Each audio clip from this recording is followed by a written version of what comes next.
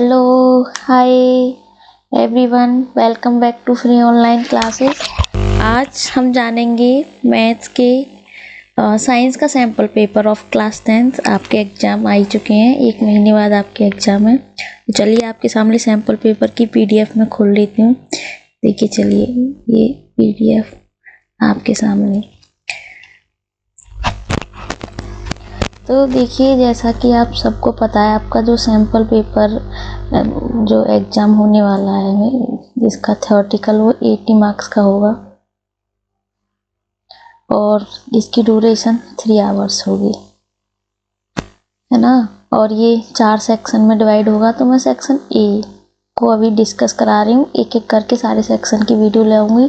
तो सारे चारों सेक्शन को एक साथ कराऊंगी तो वीडियो कुछ ज़्यादा लंबी हो जाएगी, इसलिए मैं एक एक सेक्शन को वीडियो लेके आई हूँ। तो चलिए सेक्शन ए के सारे इम्पोर्टेंट क्वेश्चन, एक एक नंबर के क्वेश्चन रिवाइज कर लेते हैं। देखिए फटाफट से पहला क्वेश्चन देखेंगे। The pH of A sample paper vegetable soup was found 6.5। किसी सूप है वेजिटेबल का, उसका जो pH मान है वो 6.5 पाया गया है। तो वो सूप कैसा होगा?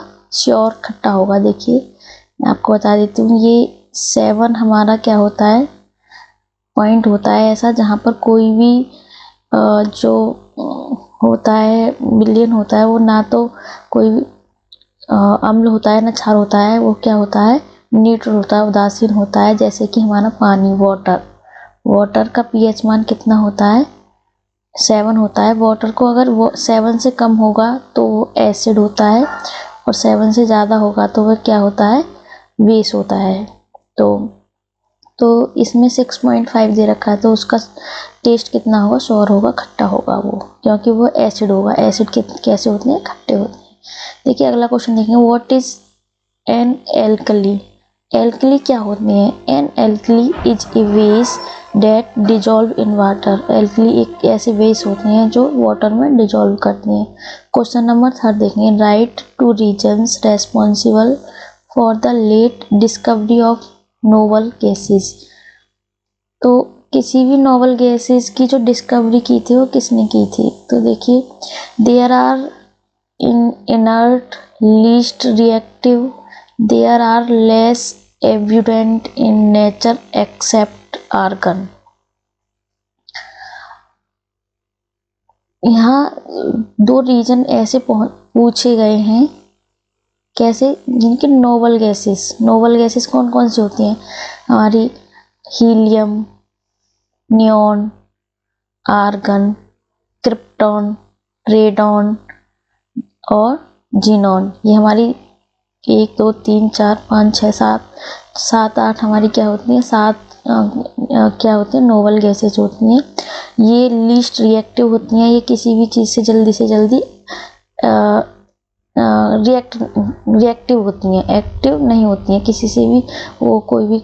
इसलिए जो हमारा जो बिजली का बल्ब होता है उसमें कौन सी गैस, आर्गन गैस भरी जाती है, जो जल्दी से रिएक्ट नहीं होती किसी भी चीज़ से। ओके, अगला क्वेश्चन देखेंगे। Why sky appears dark to the passengers flying at high altitude. High altitude पर तो क्या होता है? There is a no atmosphere. High altitude जो जैसे जैसे ऊंचाई बढ़ती जाती है, हमारा जो एटमॉस्फेयर होता है वो क्या होता है, ख़त्म होता चला जाता है। Hence no scarlet light can reach to the eyes। Okay, देखिए explain why we see the sign. ये जो साइन है वह किसका, किसी व्हीकल्स का है।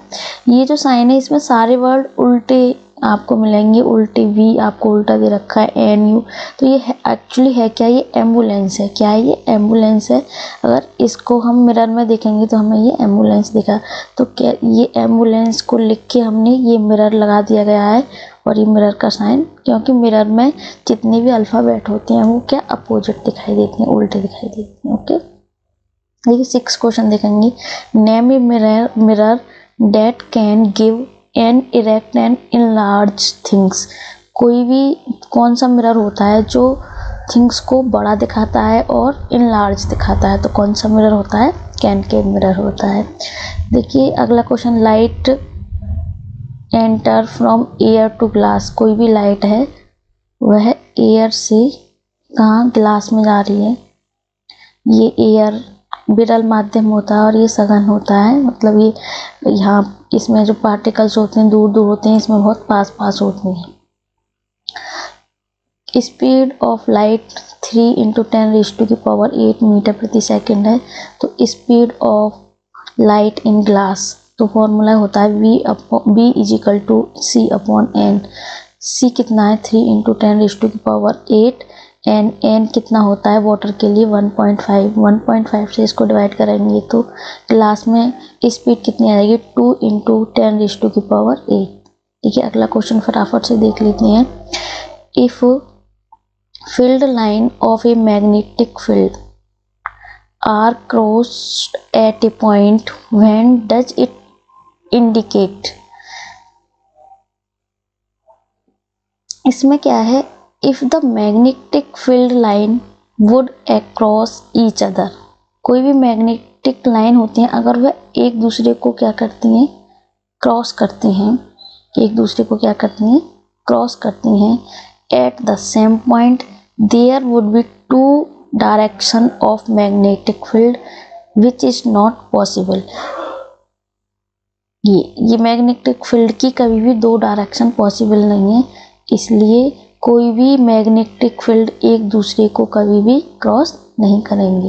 ओके, देखिए मैग्नेटिक फील्ड कैसे होता है। ये हमारा मैग्नेट है, ये एन है, ये एस साइड है इसकी, एन से निकलती हैं कोई भी रेखा, मैग्नेटिक रेस एस की ओर जाती हैं ऐसे ऐसे करके, तो ये एक दूसरे को कभी भी क्रॉस नहीं करती हैं। ओके, देखिए 8th क्वेश्चन देखेंगे। What type of core is used to make a electromagnet?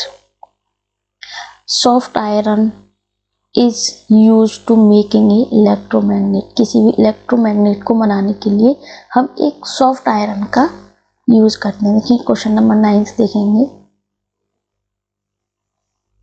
देखिए, power a lamp is 60 watt, find the energy in joules consumed by it in 1 second. देखिए यहाँ P दे रखा है 60 वाट, T 1 सेकेंड दे रखा है, हमें निकालना है एनर्जी कितनी कंज्यूम होगी। तो E = क्या होता है VI/T। हम जानते हैं कि P power = V volt into I होता है। तो V × I, क्योंकि I हमें करंट नहीं दे रखा, वोल्ट नहीं दे रखा, हमें P दे रखा है, तो VI की जगह पे हम P लिख देंगे। तो E का फॉर्मूला आ जाएगा E = P × T। P कितना है 60 और T 1, तो यहाँ से 60 जूल एनर्जी हमें कंज्यूम करनी होगी। This is the answer. देखिए अगला 10th क्वेश्चन देख लेते हैं। क्वेश्चन नंबर 10 देखेंगे। वो write the role of motor area in brain. Brain में मोटर एरिया का क्या रोल होता है। तो देखिए, motor area of the brain control the movement of voluntary muscles. जो भी हमारे ब्रेन में वॉलंटरी, ये ब्रेन है, इसमें जितनी भी वॉलंटरी मसल्स होती हैं उनको कंट्रोल करने का जो काम होता है वो कौन करता है, मोटर एरियाज के द्वारा होता है। अगला क्वेश्चन देखेंगे। Why is respiration consider an exothermic process. Exothermic process को कैसे कंसीडर किया जाता है, क्यों कंसीडर किया जाता है। देखिए, respiration is considered as exothermic process. Exothermic process के द्वारा रेस्पिरेशन को क्या प्रोसेस किया जाता है, due to breaking it down to glucose food in presence of oxygen with the release of energy. Exothermic process, exothermic क्रियाएं वे क्रिया होती हैं जैसे जो हमारे प्लांट्स होते हैं वो एनर्जी धूप सनलाइट की रोशनी में किसको, ग्लूकोज को, फूड को, अपने भोजन को बनाते हैं। वो कौन सी क्रिया होती है, वो एक्सोथर्मिक क्रियाएं होती हैं। तो देखिए अगला क्वेश्चन देखेंगे 12 क्वेश्चन। हाउ कैन द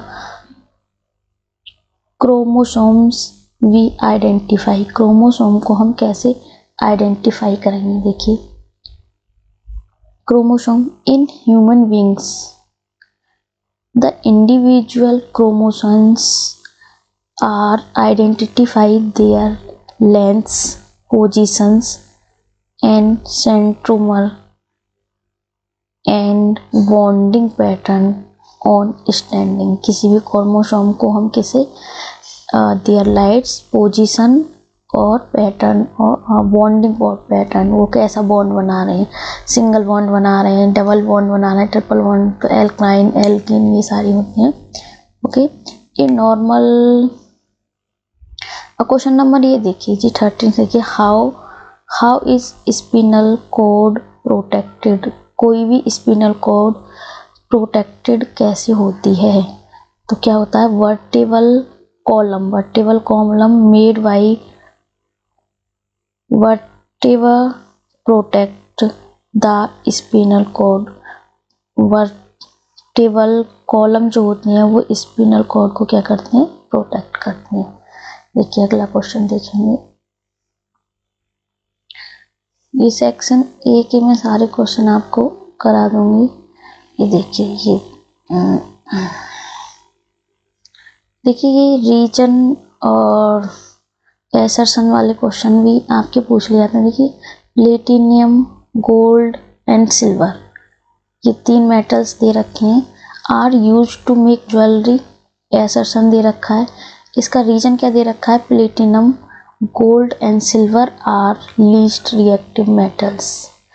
तो क्या देखिए हम जानते हैं कि प्लेटिनम, गोल्ड और सिल्वर का यूज हम ज्वेलरी बनाने के लिए करते हैं। क्यों करते हैं, क्योंकि ये किसी भी चीज़ से जल्दी रिएक्ट नहीं करती हैं, किसी भी चीज़ से जल्दी रिएक्ट नहीं करती हैं। अगर हम बाई चांस गोल्ड और प्लेटिनम की जगह सोडियम के अगर हम कानों में ईयरिंग्स, मेटल्स और ये पहनने लगते ज्वेलरी, तो हमें रुक नहीं पाते, जैसे ही हम हवा के संपर्क में जाते हैं हमारे कानों में पटाखे से फूटने लगते, फड़क फड़क फड़क। तो ये सब पॉसिबल नहीं होता, इसलिए ये जो वातावरण की जितनी भी तत्व उनसे ये जल्दी से रिएक्ट नहीं करती, इसलिए हम प्लेटिनम, गोल्ड, सिल्वर की ज्वेलरी पहनते हैं। तो यहाँ पे दोनों एसर्शन भी सही है और रीजन भी ठीक होगा। अगला देखेंगे एसर्शन क्या है, a network of food chain existing together in a ecosystem is known food as food web.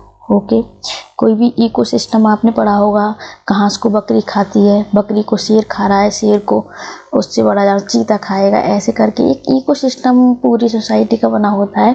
तो an animal like kite can not be a part of food web. तो इसमें क्या होगा, assertion A is true but reason is false, क्योंकि animal like kite can not be, नहीं, सारे animals एक food web में ही काम करते हैं। तो ये सब मैंने आपको सेक्शन ए के सारे क्वेश्चन करा दिए हैं। सो thank you everyone for watching this video. अगले सेक्शन की वीडियो में शाम को लेके आने वाला हूँ या जल्द से एक दिन कल ले आऊँगी। तो आप इस सेशन को, इस वीडियो को अपने फ्रेंडों तक पहुँचाएँ जो बोर्ड के एग्ज़ाम की प्रिपरेशन कर रहे हैं, और चैनल को सब्सक्राइब करें ताकि आने वाली वीडियो आप तक पहुँच सकें। So thank you everyone, bye bye, take care everyone.